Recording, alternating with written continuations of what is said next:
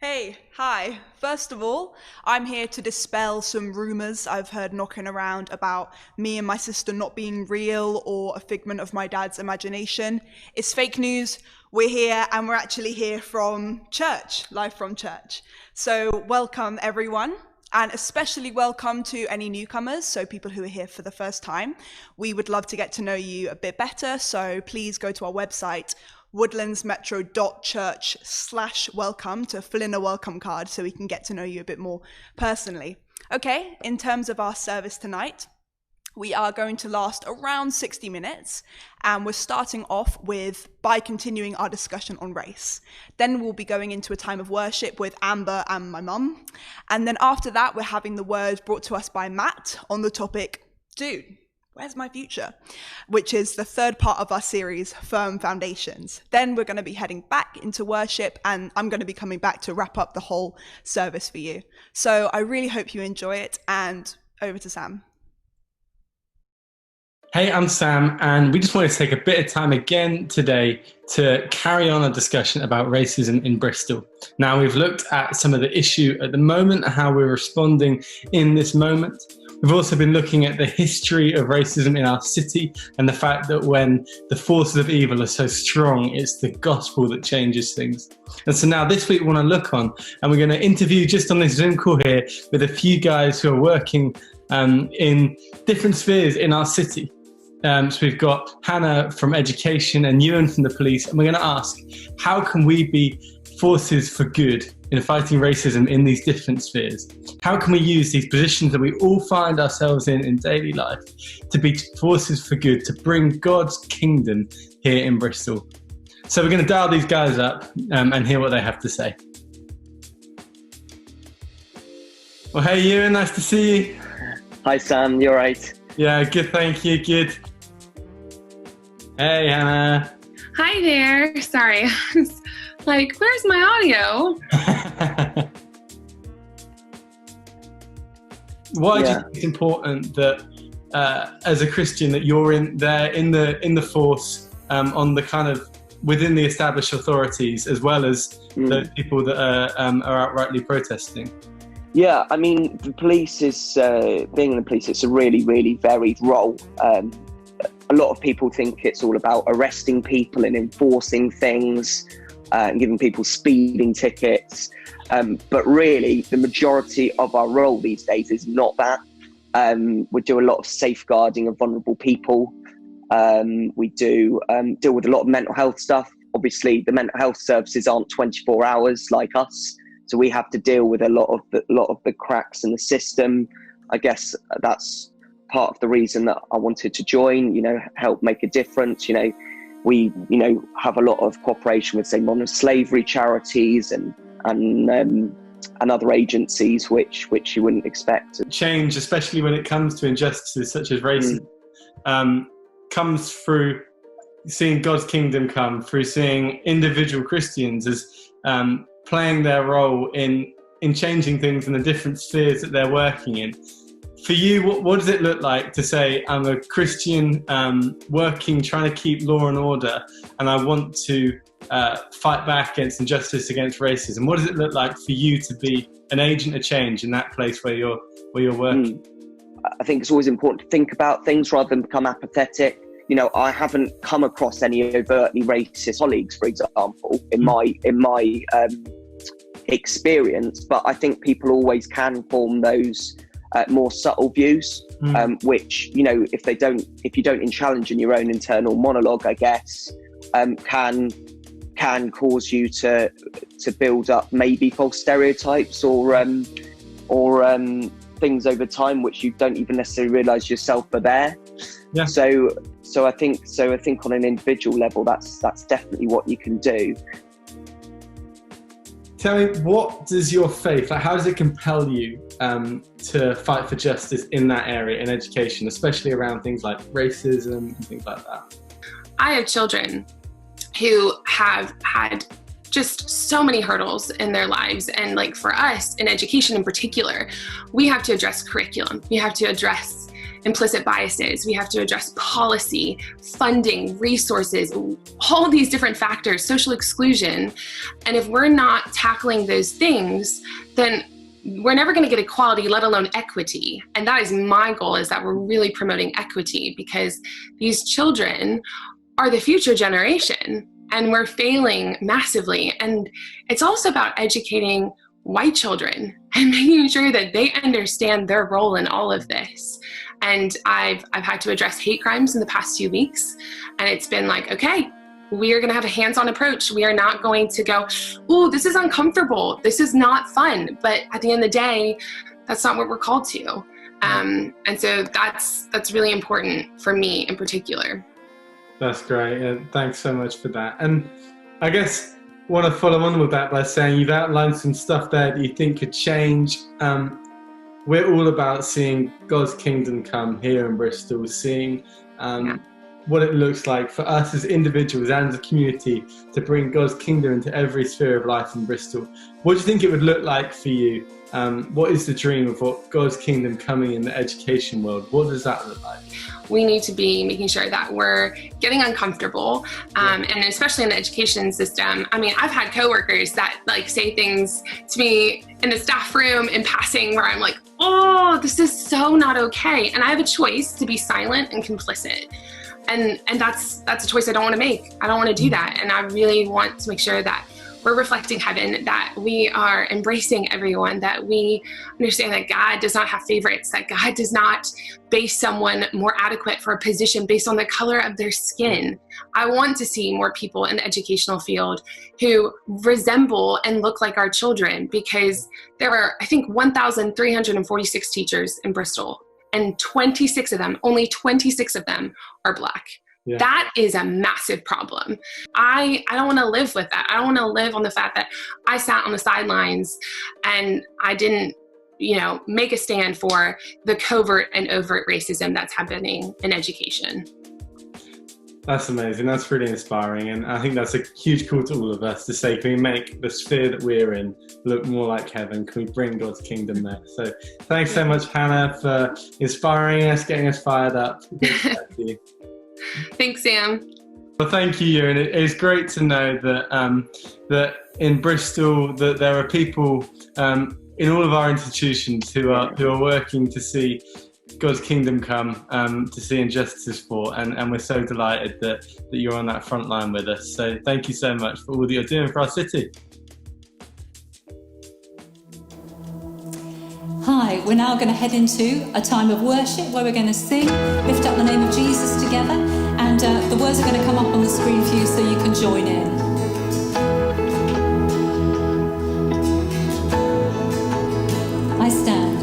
I stand amazed in the presence of Jesus the Nazarene, and wonder how he could love me, a sinner condemned and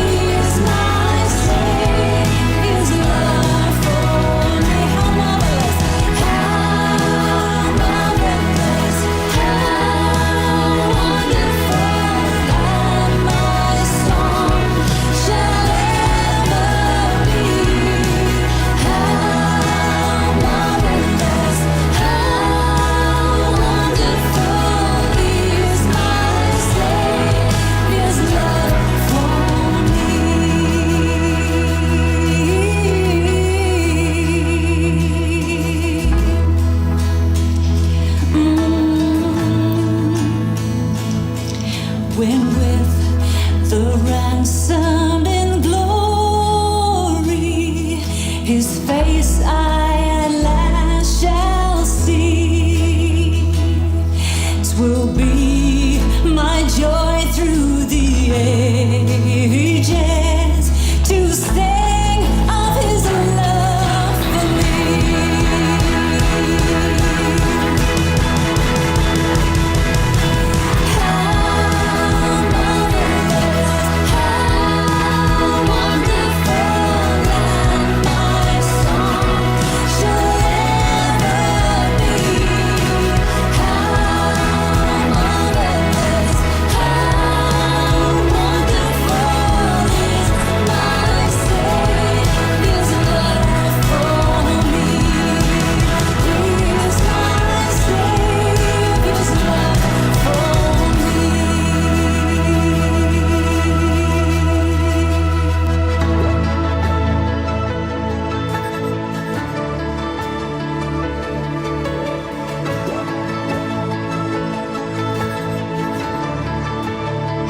How great the chasm that lay between us, how high the mountain I could not climb.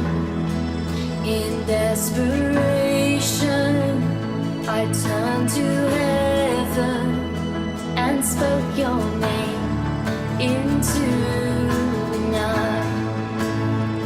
Then through the darkness, your loving kindness tore through the shadows of my soul.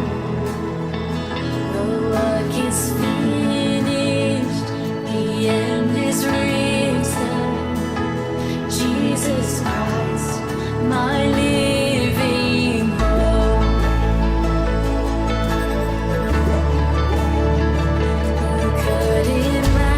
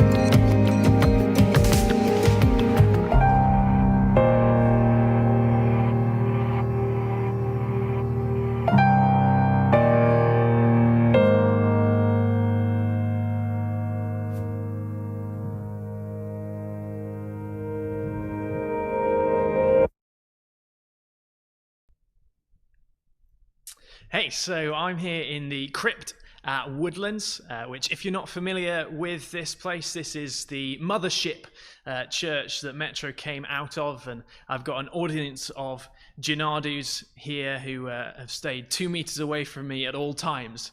I made sure of that because I can swing with this mic stand if they get too close. And I'm finishing off this series that we're in. No, I'm not. I'm doing the third part of 4 in this series, Firm Foundation. And we are asking questions like, where is God in a crisis? Where is God when the storms of life hit? And we need to have that foundation to our faith that is strong enough and big enough to handle these kinds of questions, because the storms certainly do come at different stages in our lives. And particularly today, I want to ask these 2 questions. How do we get here, and how do we get out? These are questions that some of us will have found ourselves asking in the last few weeks. Perhaps you're someone whose job is at risk because of the fallout from the pandemic, and you're wondering how you've got to such an uncertain position. And if you lose your job, what will you do next? How will you get out of that situation? Perhaps you're someone who, in the last few weeks, has just had your eyes opened to all of the racial injustice that is still going on in our society. And you've suddenly been hit with questions of, how did we get here to a place where in 2020 we're still having these conversations and things just still aren't right? Or perhaps your whole life you have been on the sharp end of the racial injustice, and you're also wondering how we're still here, how you're still fighting these battles in 2020. Or maybe it's not just the last few weeks that have been particularly tough for you. Maybe you started 2020 in a bad place and you're still here 6 months later wondering, where is God in my life? How did I get here? And how do I get out? And so today, we're going to look at a time in biblical history when the people of God were really asking these 2 questions. And we're going to look at what one of the biblical writers has to say on that subject. And there is hope and there is encouragement to be found there. And what I want to do to get there is a bit of fridge magnet theology. Now, what I mean by fridge magnet theology is we're going to take a very famous Bible verse. It's the kind of verse that you will get on a fridge magnet, or perhaps on the front cover of a devotional journal. Or if you're really keen, you might know someone who's got this tattooed on their body. It's definitely the kind of verse that at some point in your life, you will either be sending or receiving as a word of encouragement to a fellow Christian when their life is looking a bit uncertain. And we want to look at the context and the history of this verse to work out what God has to say to us through it. Now, I know that for some people, this is your absolute favorite verse in the whole Bible. And if that's you, I want you to be brave. I want you to show us your hands in the comments. Fess up. I promise I'm not going to ruin it for you. You might learn some new things, but if you do, I think actually you're just going to have all the more reason to love this verse. And it's Jeremiah chapter 29, verse 11. It says this: "For I know the plans I have for you, declares the Lord. Plans to prosper you and not to harm you. Plans to give you hope and a future." It's a very familiar verse for lots of us. If this is the first time you've ever heard it, don't worry, I'm going to get you completely up to speed.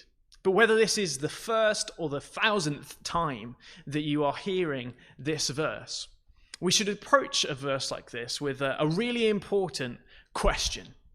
And that question is this: you who? It says in this verse 4 times the word you. But we need to know who it is that it's actually talking about. Because often we approach this verse as if it were a blank check with the recipient field left empty. As if we can just insert any name here and the verse applies directly to us. Like it says, "For I know the plans I have for you, comma, Matt." Or, "I know the plans I have for you, comma, Kate." But that's not what the text says. And while this verse absolutely is relevant to us, we need to understand who the original you was so that we can understand what it has to say to me and you in our context. And so the answer to this question is the people of God, the nation of Israel, in the 6th century BC, the 6th century before Christ. Now, for lots of us, that probably doesn't immediately help us too much with the context. This is definitely an area of biblical history that I think lots of people are less confident with. And I'm sure that we're all up to speed on this one, and we know what's actually happening in the 6th century BC. And to understand that, there's two things that I want to make sure that you know about. That's the people of God, who they are and what they're for, and the covenant that God made with them. So very briefly, it's helpful to start right at the very beginning. God creates the world, and he creates the world because he wants to be in relationship with people. The story starts in the Garden of Eden, and that's less about a place in which we live, but a way in which God intended for us to live, doing life with God. There's no separation there. He's living and dwelling in the same place that we are. And God intended for all people to be his people. But people turned out were pretty good at messing up. And so that relationship gets broken. Humanity invites evil into the world. And God has to push us away from Eden, away from that place where we were to live with him. But God knew that this was going to be a possible outcome. He knew that humanity were going to be very capable of messing up, and yet he decided that he was going to be for humanity, whatever the cost to himself personally. And so he starts a rescue operation. And that's where this term, the people of God, really comes in. We start with a guy called Abraham, and God promises that his descendants are going to be the people of God for the sake of the whole world. And God makes a covenant with Abraham. Now, a covenant is a legal term. It's like a contract, but it's super watertight. There's no wiggle room. There's no loopholes that you can exploit. I guess the modern equivalent is it's like a pinky promise. God makes a pinky promise with Abraham, which applies to his descendants, the nation of Israel, the people of God. And so we're just going to look at some of the things that a 6th century Israelite would know was part of the promise, the covenant that they had inherited. So we start off in Genesis, and God says this: "I will establish my covenant as an everlasting covenant between me and you," that's Abraham, "and your descendants after you, for the generations to come, to be your God and the God of your descendants after you. The whole land of Canaan, where you now reside as a foreigner, I will give you as an everlasting possession to you and your descendants after you, and I will be their God." And then it goes on. "Then God said to Abraham, as for you, you must keep my covenant, you and your descendants after you, for the generations to come." So we see that in choosing this people, these people have a side of the covenant that they are told to keep. But we want to go back a little bit and look at the middle section of that passage there, where God says this. He says that the whole land of Canaan was going to be their everlasting possession. And that is so important for us to understand if we're going to look at this passage from Jeremiah. Because in the 6th century, the people of Israel, they would have known this. They were holding on to this. And it certainly seems to have been the case so far. They seem to have been God's people. There are so many stories that they live with, stories of the Exodus, the crossing of the Red Sea, God feeding them with bread from heaven in the wilderness for 40 years. And they know that the land that they are living in, and they have lived in for those hundreds and hundreds of years, was promised to them as an everlasting possession. These Israelites, when they're kids, they're not growing up on Peppa Pig for 6 hours a day. They are growing up on these stories. And so this covenant isn't just something that a few of the legal boffins know, but this is something that every single one of them knows. It's their birthright.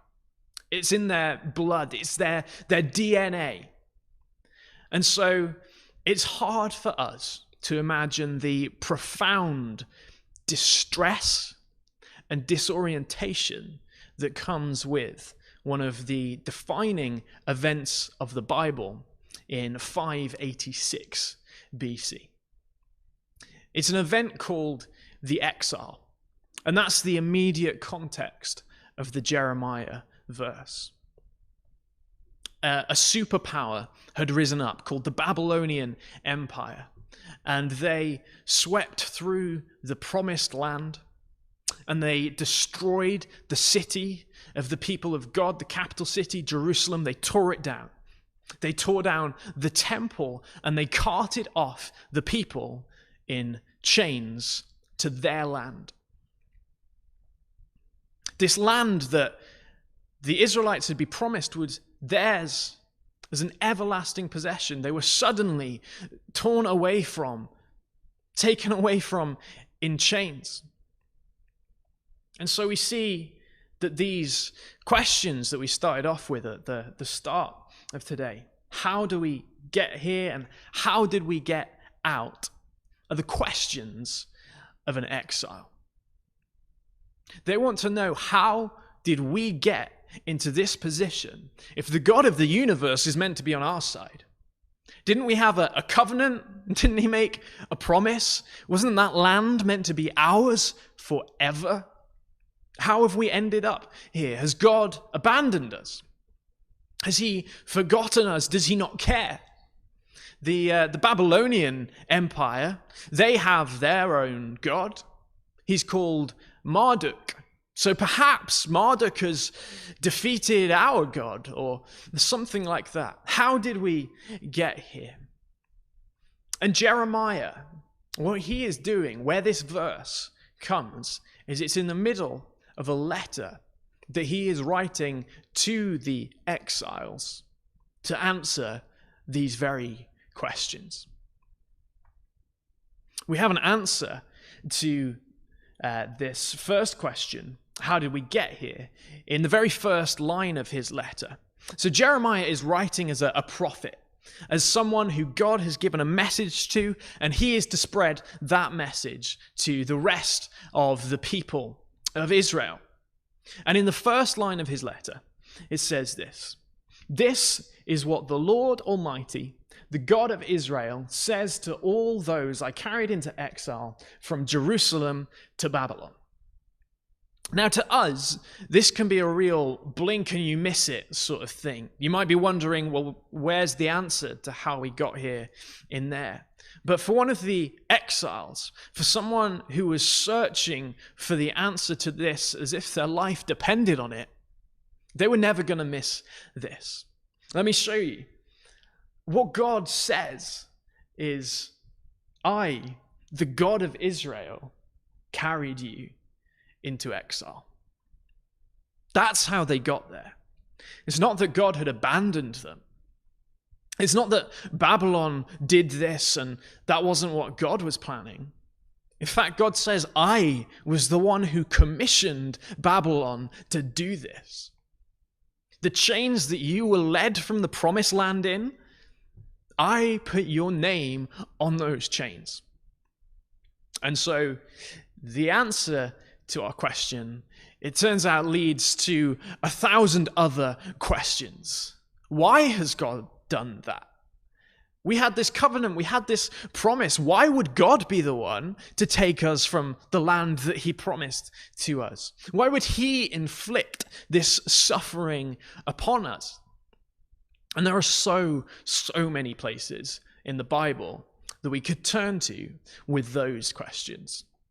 Because actually, the Old Testament portion of our Bibles, as we have it, was fundamentally shaped during this time in exile.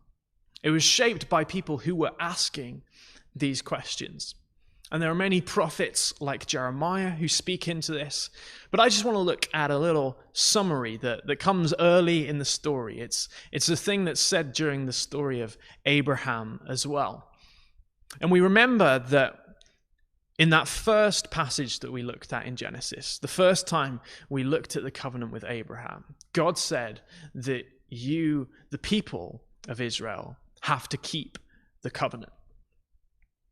And so we can see a bit more of what it looked like for them to have to keep this covenant. In Genesis 18, it says, Abraham will surely become a great and powerful nation, and all nations on earth will be blessed through him. For I have chosen him, so that he will direct his children and his household after him to keep the way of the Lord by doing what is right and just, so that the Lord will bring about for Abraham what he has promised him. That "so that" is really important. That points us to the kind of conditions that were put on Israel for this covenant. And it's that they were to live in a way that was right and just. And so they lost the benefit of the covenant, the right to live in the promised land, because they were the ones who time after time after time broke their side of the bargain. And so that is the answer to how did we get here? We got here by breaking the covenant. We've lost the promised land because we didn't keep up our side of the bargain. And that makes sense to the people of Israel. They've shaped the Old Testament because they understood that answer. But then the question that they turn to is this second one. How do we get out? Is this the end of the road for us? Is this the end of God's attempts to use us? Or is there something that we can do? How can we get back in God's good books? And Jeremiah writes into this as well, as he goes on in his letter, and this is where we find our fridge magnet verse. He goes on to say this. This is what the Lord says. When 70 years are completed for Babylon, I will come to you and fulfill my good promise to bring you back to this place. For I know the plans I have for you, declares the Lord. Plans to prosper you and not to harm you. Plans to give you hope and a future. Then you will call on me. That's after 70 years. Then you will call on me and come and pray to me, and I will listen to you. You will seek me and find me when you seek me with all your heart. I will be found by you, declares the Lord, and will bring you back from captivity. I will gather you from all the nations and places where I have banished you, declares the Lord, and will bring you back to the place from which I carried you into exile. That is how God says, get out. He says, it's going to happen, but not for 70 years. So next time someone sends you a text with Jeremiah 29:11 in it, and they're trying to encourage you because you're looking for that job, just know that the kind of plans that we're talking about might be 70 years down the line. But actually, that's not the point.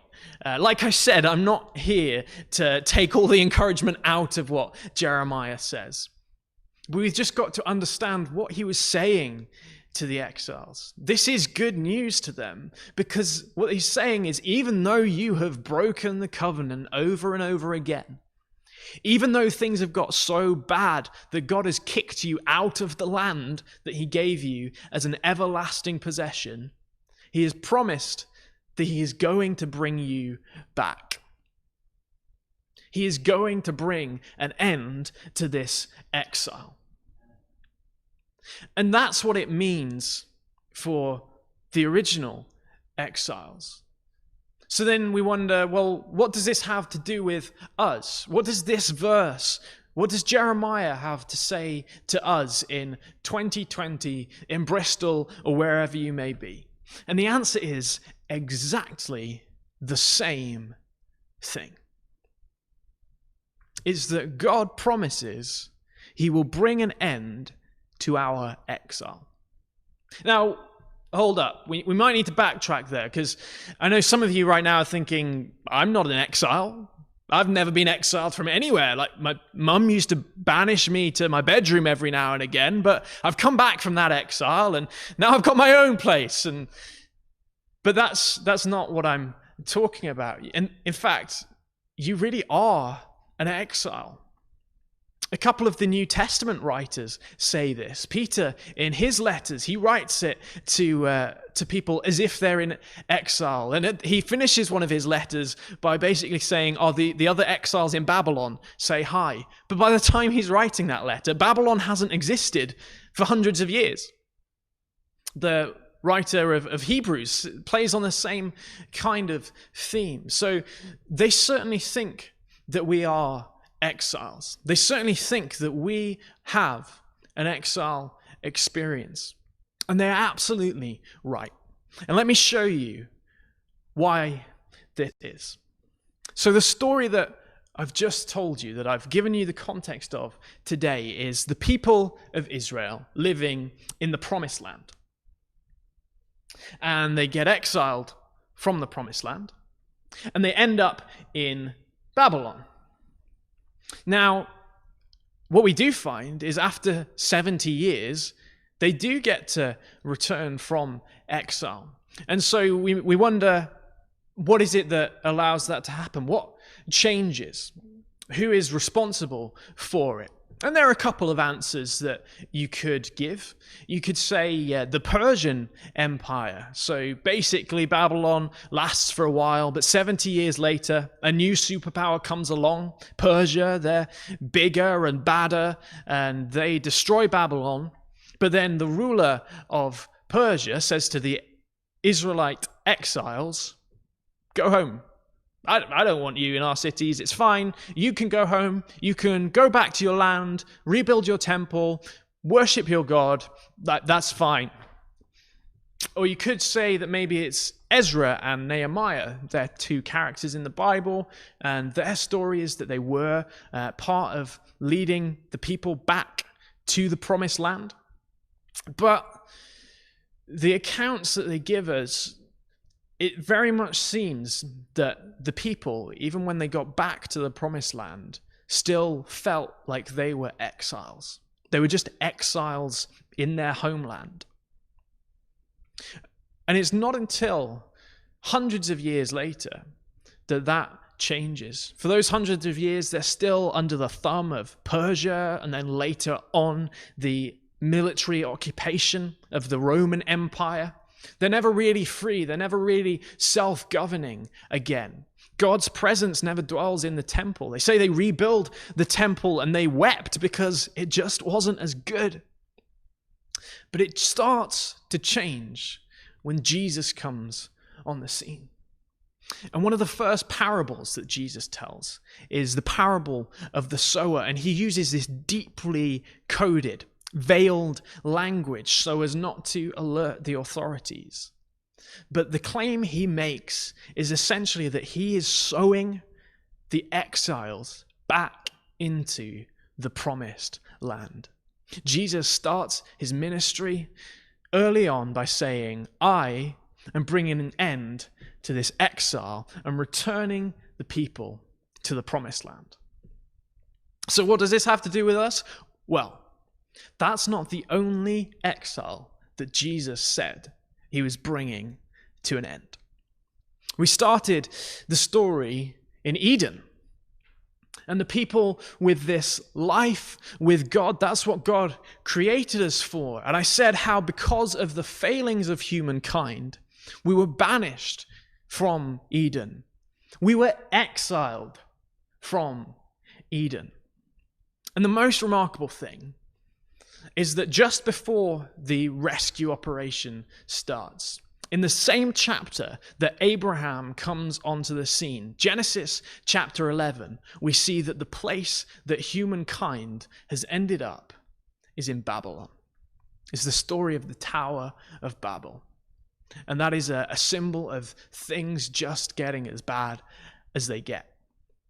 And this was shaped by the exiles because they understood that their exile to Babylon was one exile kind of nested almost like Russian dolls within a bigger exile, a bigger story.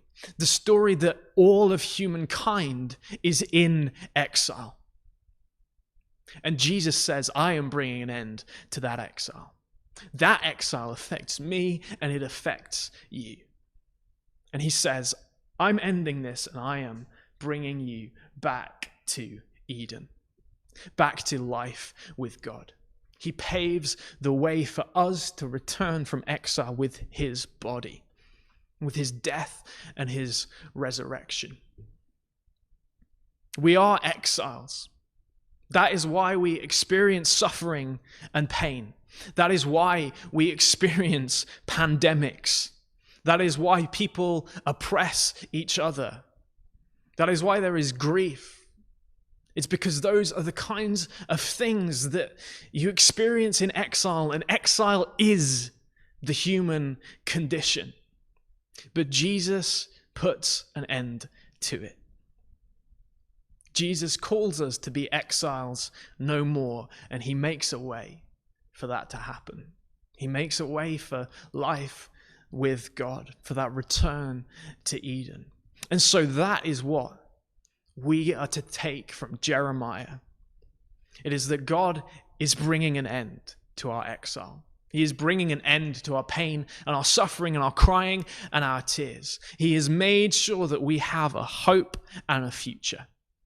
And next week, Philip is going to be coming and he's going to be speaking about what that hope and what that future is, what the rest of the Bible has to say about God's promise for our future.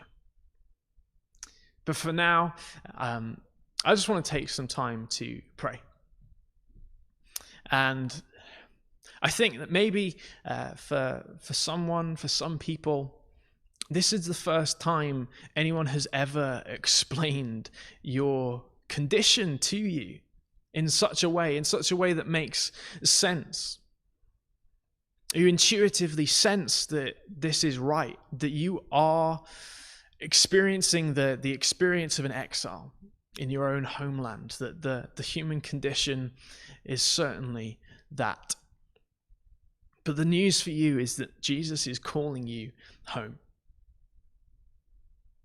And so I just want to pray for you. If that's you, I want to pray that, Father God, would you make your voice louder? Make it more tangible? Would you guide the feet of us exiles on the roads that you have paved back to life with you? Would each one of us hear you calling our names?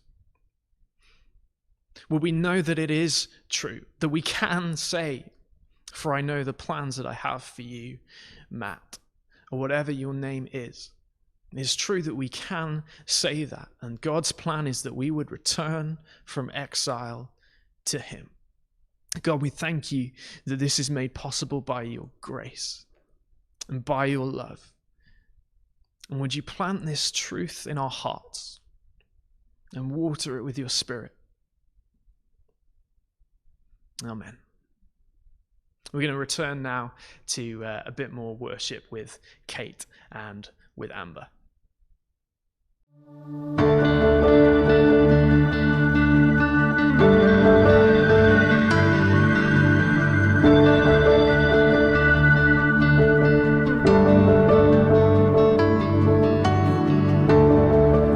Worthy of every song we could ever sing, worthy of all the praise we could ever bring, worthy of every